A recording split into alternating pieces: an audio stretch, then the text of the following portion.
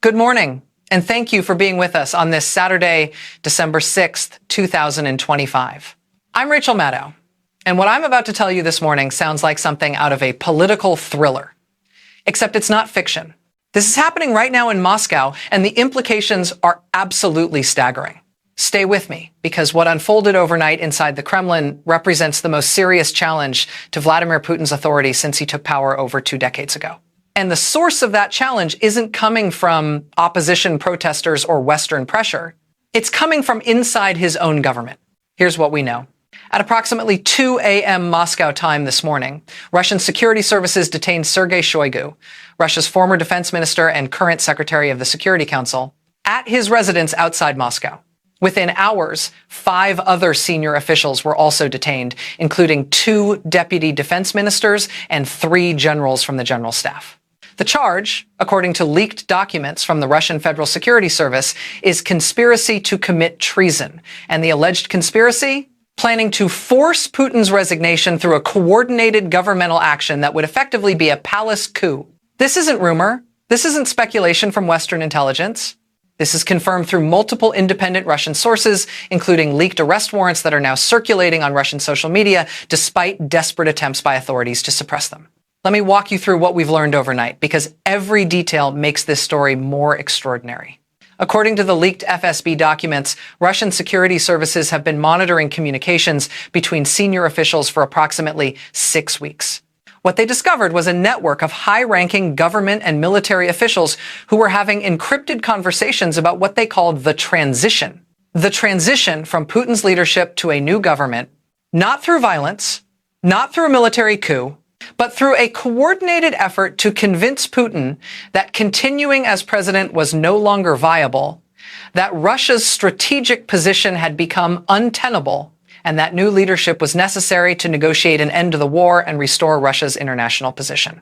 The group allegedly included approximately 15 to 20 senior officials from the Defense Ministry, the Foreign Ministry, the Federal Security Service, and the presidential administration itself. People who've served Putin for years. People who were supposed to be absolutely loyal, and they were planning to move against him. Now, if you're watching this and thinking this sounds too dramatic to be real, I understand that reaction, but stay with me because the evidence is compelling and the sources are credible.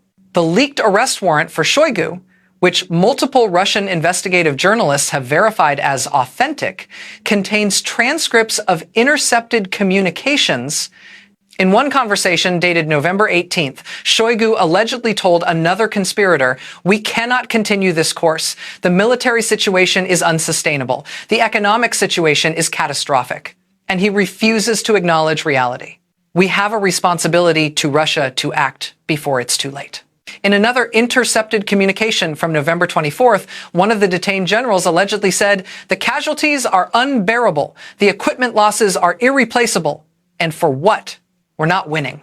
We're bleeding ourselves dry for objectives we'll never achieve. Someone has to tell him the truth, and if he won't listen, we have to act." These aren't Western intelligence intercepts. These are Russian security services monitoring their own officials and discovering that senior members of the government had lost faith in Putin's leadership. Let me give you the context about why this is happening now, because the timing tells us everything. Over the past month, Russia has faced a cascade of crises. General Gerasimov's defection exposed catastrophic casualty figures and military readiness problems. Ukrainian forces have launched successful offensive operations. Strikes deep into Russian territory have demonstrated that Russia's rear areas aren't secure, and the economic strain of the war is becoming impossible to hide. Russian officials at the highest levels have been watching this deterioration and apparently concluded that Putin's leadership was leading Russia towards strategic disaster. And some of them decided they had to do something about it. The conspiracy, according to the leaked documents, was scheduled to move forward in mid-December. The plan was to present Putin with a united front of senior officials arguing that he should resign for the good of Russia, that a new government could negotiate better terms to end the war, and that his continued leadership was harming Russia's long-term interests. It was supposed to be a soft transition. Putin would resign. A transitional government would take power. Negotiations would begin to end the war. Russia would attempt to restore relationships with the West. That was the plan. But Russian security services discovered it before it could be executed. And now the conspirators are being arrested, and Putin is moving to eliminate the threat. Let me read you what Russian state media is saying this morning, because the official narrative is already being constructed. TASS, the state news agency, released a brief statement at 6 a.m. Moscow time. The Federal Security Service has detained several individuals suspected of criminal activity harmful to state security. An investigation is ongoing. Further details will be provided as appropriate. That's it. No names, no charges, no details, just the bare minimum acknowledgement that something is happening. But Russian social media is exploding with information. The leaked arrest warrants are being shared despite attempts to remove them. Anonymous Telegram channels are posting details about who's been detained. And Russian citizens are waking up to the realization that something very serious is happening inside their government. One prominent Russian opposition journalist, currently in exile, posted this morning, "If these reports are accurate, this represents the most significant fracture in Putin's government since he took power. Senior officials don't conspire against the president unless they believe the situation is desperate. This is the Russian elite beginning to crack." Another analyst wrote, "The fact that Shoigu is allegedly involved is crucial. He's not some junior minister. He's been at the center of power for years. If someone at his level was planning to move against Putin, that tells you how bad things have gotten." Now let me talk about what this means, because the implications extend far beyond just these arrests. First, the arrests themselves. When an authoritarian leader starts arresting senior officials for disloyalty, it creates a climate of fear and paranoia throughout the entire government. Every official starts wondering if they're under suspicion. Every conversation becomes dangerous. Trust breaks down. You cannot run a government effectively when senior officials are afraid of being arrested. Decision-making becomes paralyzed. People stop offering honest assessments because honesty might be interpreted as disloyalty. The quality of governance deteriorates rapidly. Second, the existence of the conspiracy itself, even if it's been foiled, reveals that Putin's inner circle has fractured. These weren't opposition activists. These weren't people who always opposed the war. These were senior government officials, people who've served Putin loyally for years, who apparently concluded that his leadership was failing and needed to end. That loss of confidence at the highest levels of government is corrosive.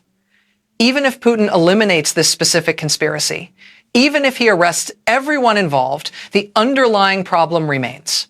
Senior officials have lost faith. They see the strategic situation as unsustainable, and arresting some of them doesn't change that assessment. Third, and perhaps most significantly, this reveals vulnerability.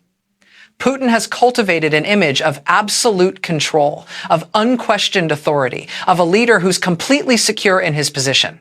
The existence of a conspiracy involving senior officials shatters that image. If people at the highest levels of government were planning to force his resignation, that means they believed it was possible. That means they saw weakness, saw an opportunity, saw a path forward without Putin.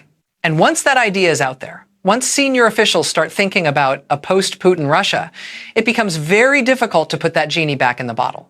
Let me talk about the international implications, because this is going to affect everything. Western governments are going to be watching this very carefully. If Putin's own government is fracturing, if senior officials are questioning his leadership, that changes the calculation about how long Russia can sustain this war. A government that's fighting internal political battles is a government that's distracted, weakened, less capable of effective strategic planning. Every hour Putin spends worrying about internal threats is an hour he's not spending on military strategy. Ukraine is going to see this as confirmation that their strategy is working. They've been inflicting military defeats, conducting strikes that demonstrate Russian vulnerability, exposing Russian weaknesses. And now we're learning that those defeats are creating political fractures inside the Russian government. Ukrainian President Zelensky is going to make the argument, probably within days, that Russia's government is cracking, that Putin's position is weakening, that continued Ukrainian resistance and Western support can achieve victory. And NATO allies are going to have difficult discussions about what happens if Putin's government actually does collapse. What does a post-Putin Russia look like? Who would take power? Would a new government be more willing to negotiate, or would it be even more hardline? These are questions that seemed theoretical a month ago. They seem a lot more immediate this morning. Now let me address what we don't know, because it's important to be honest about the gaps in our understanding. We don't know how widespread this conspiracy actually was. The leaked documents mention 15 to 20 people, but was it larger? Were there officials who were sympathetic but not actively involved? We don't know. We don't know whether Putin has truly eliminated the threat or whether there are other conspirators who haven't been identified yet. Arresting Shoigu and a handful of others might have stopped this specific plot, but it doesn't necessarily mean the underlying discontent has been eliminated. We don't know how the broader Russian government and military are going to react. Will they rally around Putin in response to this threat? Or will the arrests create more resentment, more questioning of his leadership? And we don't know whether this represents the beginning of a process that could eventually lead to Putin's removal, or whether he'll successfully consolidate power and eliminate all opposition. These are unknowns. But what we do know is significant enough. As we close this morning's coverage, I want you to think about what this moment represents. For nearly 4 years of war, the narrative has been that Putin is firmly in control, that his government is united, that internal Russian politics aren't a factor in how this war unfolds.